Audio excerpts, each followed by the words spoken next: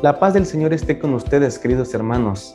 El día de hoy, 26 de septiembre, nuevamente seguimos compartiendo una cápsula más que forma parte de la serie Vida a través de la Palabra.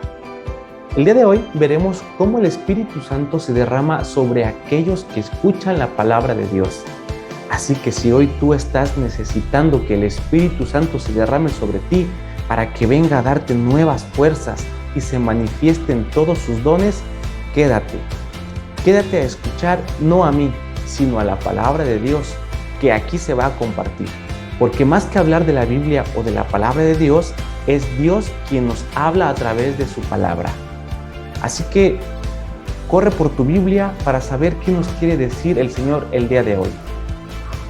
Vamos a dar lectura a la siguiente cita bíblica. Hechos 10, versículo 44.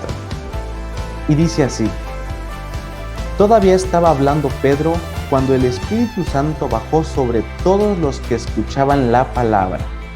Esto es, palabra de Dios. Primero que nada, vamos a centrar nuestra atención en el apóstol Pedro. Y no porque él sea más importante que la palabra. Más bien es para darnos cuenta de cómo el apóstol Pedro es un ejemplo clarísimo de cómo el Espíritu Santo se derrama en aquellos que escuchan su palabra y además los frutos que trae consigo. Recordemos cómo fue el apóstol durante su caminar con nuestro Señor Jesucristo. La Biblia y la historia nos describen a un apóstol sumamente colérico, con una personalidad arrebatada e impulsiva. Ese Pedro que tuvo poca fe cuando caminó en las aguas. Ese Pedro que quiso convencer a Jesús de que no cumpliera con su misión. Y hasta la fecha, muchos lo identificamos como el apóstol que negó a Jesús 3 veces.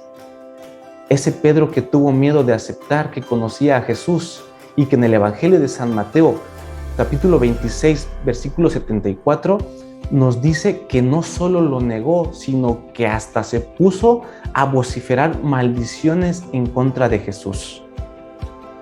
Y no quiero que me malentiendan, no quiero poner en mal al apóstol San Pedro, sino más bien quiero que se pregunten, ¿qué fue lo que cambió a Pedro? ¿Qué fue eso que hiciera que se convirtiera en el pilar más importante de nuestra iglesia? Gracias a que Pedro escuchó la palabra del Maestro y permaneció atento en oración, el día de Pentecostés se derramó en él el Espíritu Santo. Y no solo en él, sino en todos los apóstoles. Y a partir de ahí, Pedro comienza a predicar con gran poder.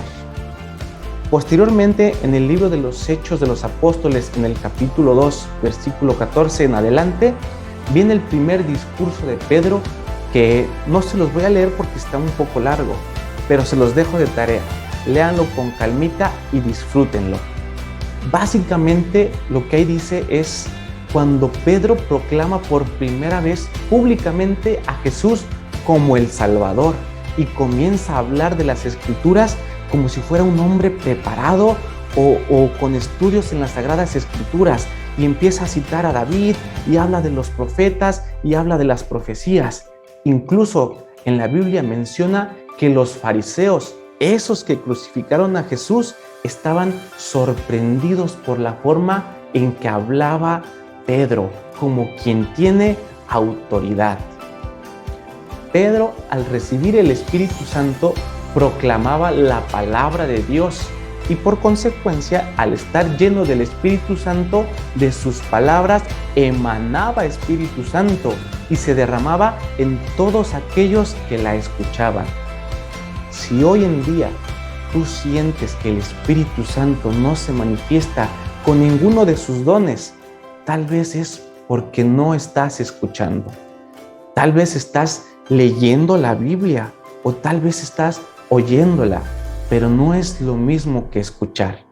Escuchar la palabra de Dios es poner en disposición todos nuestros sentidos y nuestro corazón para que podamos recibir el mensaje y dejar que el Espíritu Santo actúe en nuestras vidas. Y al igual que Pedro, podamos tener esos frutos tan grandes que se manifiesten en aquellos que nos escuchan.